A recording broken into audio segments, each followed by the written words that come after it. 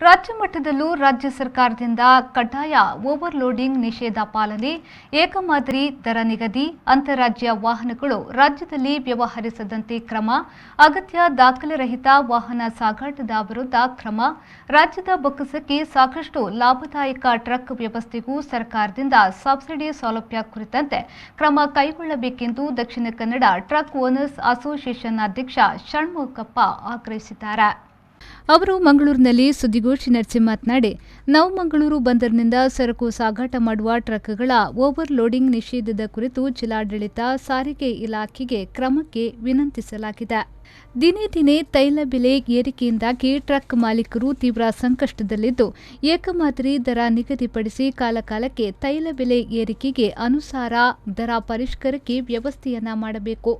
ಸರಕು ಮಾರಾಟ ಮಾಡುವ ಅನೇಕ ಟ್ರಕ್ಗಳು ಅಗತ್ಯ ದಾಖಲೆಗಳಿಲ್ಲದೆ ವ್ಯವಹರಿಸುತ್ತಿರುವುದು ಇತ್ತೀಚೆಗೆ ಪತ್ತೆಯಾಗಿದ್ದು, ಸಂಬಂಧಿಸಿದ ಅಧಿಕಾರಿಗಳು ಗಮನ ಹರಿಸದೇ ಇರುವುದು ತೀವ್ರ ಅಚ್ಚರಿಯ ಸಂಗತಿ ಎಂದು ಹೇಳಿದರು. ಹೊರ ರಾಜ್ಯದಿಂದ ಬರುವ ಟ್ರಕ್ಕುಗಳು ಸಾರಿಗೆ ಸರ್ಕಾರಗಳ ನಿಯಮಾನುಸಾರ ನಮ್ಮ ರಾಜ್ಯದಲ್ಲಿ ಸರಕು ಸಾಗಾಟ ಮಾಡುವಂತಿಲ್ಲ. ಆದರೆ ಅನೇಕ ಹೊರ ರಾಜ್ಯದ ಟ್ರಕ್ಕುಗಳು ರಾಜ್ಯದಲ್ಲಿ ಆದೇಶ ನಿಯಮ ಉಲ್ಲಂಘಿಸಿ ವ್ಯವಹರಿಸುತ್ತಿದ್ದು, ಕೂಡಲೇ ಈ ವ್ಯವಹಾರಕ್ಕೆ ತಡೆ ನೀಡಲು ಸರ್ಕಾರ ಕ್ರಮ ಜರುಗಿಸಬೇಕೆಂದು ಒತ್ತಾಯಿಸಿದರು.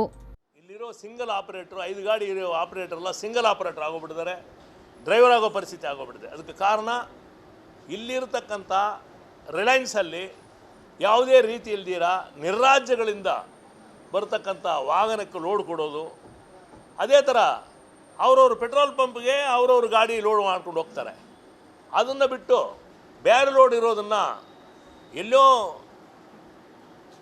ಅದರ್ ಸ್ಟೇಟಿಂದ ಬರೋರಿಗೆ ಲೋಡ್ ಕೊಟ್ಟು ಈ ಥರ ವಹಿವಾಟು ಮಾಡ್ತಾಯಿದ್ದಾರೆ. ಅದನ್ನು ಕೂಡಲೇ ನಾವು ಭಾಳ ಖಂಡಿಸ್ತೀವಿ. ಒಂದು 15 ದಿವಸ ಕಾಲ ಇವರಿಗೆ ಟೈಮ್ ಕೊಡ್ತೀವಿ. ಹಂಗಲ್ದವರೆ ಪೆಟ್ರೋಲಿಯಂ ಪ್ರಾಡಕ್ಟ್ ಎಲ್ಲ ಬಂದ್ ಮಾಡೋ ಪರಿಸ್ಥಿತಿ ಬರುತ್ತೆ. ಮಂಗಳೂರಲ್ಲಿ ನಾವೇನು ಅವ್ರನ್ನ ದಬ್ಬಾಳಿಗೆ ಆಗ್ತಾಯಿಲ್ಲ, ನಮ್ಮ ಫಂಡಮೆಂಟಲ್ ರೈಟ್ಸ್ನ ಕೇಳ್ತೀವಿ. ಹೆಂಗೆ ಕರ್ನಾಟಕದಲ್ಲಿರೋರು 69% ಕೆಲಸ ನಮಗೆ ಕೊಡಬೇಕಂತ ರೂಲ್ ಇದೆ. ಅದ್ರ ಪ್ರಕಾರ ನಾವು ಮಂಗಳೂರಲ್ಲಿ ಇರೋ ಲೋಕಲ್ ಸ್ಥಳದಲ್ಲಿ ಇರೋ ಮಾಲೀಕರಿಗೆ ಲೋನ್ ಕೊಡಬೇಕಂತ ಹೇಳ್ಬಿಟ್ಟು ನಮ್ಮ ಫಂಡಮೆಂಟಲ್ ರೈಟ್ಸ್ನ ಅವ್ರ ಹತ್ರ ಇಡ್ತಾಯಿದ್ವಿ. ನೆಕ್ಸ್ಟ್ ಈಗ ಭಾಳ ಇಂಪಾರ್ಟೆಂಟಾಗಿ ಈ ಓವರ್ಲೋಡಿಂದ ಯಾವ ಸ್ಟೇಟಿಗೆ ಹೋಗೋ ಗಾಡಿಗಳು ದಿವಸ ಸುಮಾರು 1500 ಗಾಡಿ ಲೋಡಾಗಿ ಹೋಗ್ತಾ ಇರುತ್ತೆ. 1500 ಗಾಡಿ ಮಂಗಳೂರು ಬರುತ್ತೆ. ಇಂಪಾರ್ಟೆಂಟಾಗಿ ನಮ್ಮ ಕರ್ನಾಟಕದಲ್ಲಿ ಒಂದು ಘಾಟ್ ಸೆಕ್ಷನ್ನಲ್ಲಿ 4 ಬೆಟ್ಟ ದಾಟಿ ಬರೋ ಊರಿರೋದು ಮಂಗಳೂರು ಒಂದೇ, ಬೇರೆ ಎಲ್ಲಿನೂ ಇಲ್ಲ. ಈ ಘಾಟ್ ಸೆಕ್ಷನ್ ಎಲ್ಲ ಒಂದು ಪಬ್ಲಿಕ್ಗೆ ಹಾಳಾಗೋದು, ಪಬ್ಲಿಕ್ಕು ಮನಿ ವೇಸ್ಟ್ ಆಗೋದು. ರೋಡಲ್ಲಿ ಯಾವಾಗದು ರೋಡು ಹಾಳಾಗುತ್ತೋ ಅದು ನ್ಯಾಷನಲ್ ಕಲಾಟಿ ಕೆಳಗಡೆ ಸೇರಿಸ್ಬೇಕು ಅದನ್ನು. ಇಂಥ ಪರಿಸ್ಥಿತಿನಲ್ಲಿ ದೊಡ್ಡ ದೊಡ್ಡ ಗೌರ್ಮೆಂಟ್ ಕಂಪನಿನೇ ಆರ್ಬರು ಗೌರ್ಮೆಂಟ್ ಅಂಡರ್ನಲ್ಲಿದೆ. ಇದೇ ಥರ ಎಲ್ಲ ಅಲ್ಲಿರೋ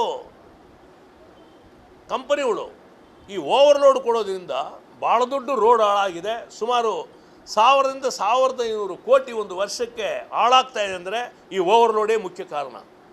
ಇತ್ತೀಚೆಗೆ ಈಗ ನೆನ್ನೆ ಮೊನ್ನೆ ಕೂಡ ಯಾವಾಗ ನೋಡು ಘಾಟ್ ರೋಡಲ್ಲಿ ಪಬ್ಲಿಕ್ ಬರೋಕ್ಕಾಗಲ್ಲ, ಪಬ್ಲಿಕ್ಗೆ ಭಾಳ ದೊಡ್ಡ ತೊಂದರೆ ಆಗುತ್ತೆ. ಸುಮಾರು ಇಲ್ಲಿ ಉತ್ತರ ಕರ್ನಾಟಕದಲ್ಲಿ ಮಾತ್ರ ಒಂದು 800ರಿಂದ 900 ಜನ ರೋಡ್ ಆಕ್ಸಿಡೆಂಟ್, ಈ ಓವರ್ ಡೈಮೆನ್ಷನ್ ಓವರ್ಲೋಡ್ ಆಕ್ಸಿಡೆಂಟಲ್ಲಿ ಸತ್ತಿದ್ದಾರೆ. ಈ ಸಂದರ್ಭ ಸುದ್ದಿಗೋಷ್ಠಿಯಲ್ಲಿ ದಕ್ಷಿಣ ಕನ್ನಡ ಟ್ರಕ್ ಓನರ್ಸ್ ಅಸೋಸಿಯೇಷನ್ನ ಸುಜಿತ್ ಆಳ್ವ, ಗೌರವಾಧ್ಯಕ್ಷರಾದ ಸುನಿಲ್ ಡಿಸೋಸಾ ಹಾಗೂ ಸುಶಾಂತ್ ಶೆಟ್ಟಿ, ಪ್ರಧಾನ ಕಾರ್ಯದರ್ಶಿ ಹಾಗೂ ಸಲಹೆಗಾರರಾದ ಬಿಎಸ್ ಚಂದ್ರು ಉಪಸ್ಥಿತರಿದ್ದರು. ಶರಸಾಲ್ಯಾನ್, ವಿ4 ನ್ಯೂಸ್, ಮಂಗಳೂರು.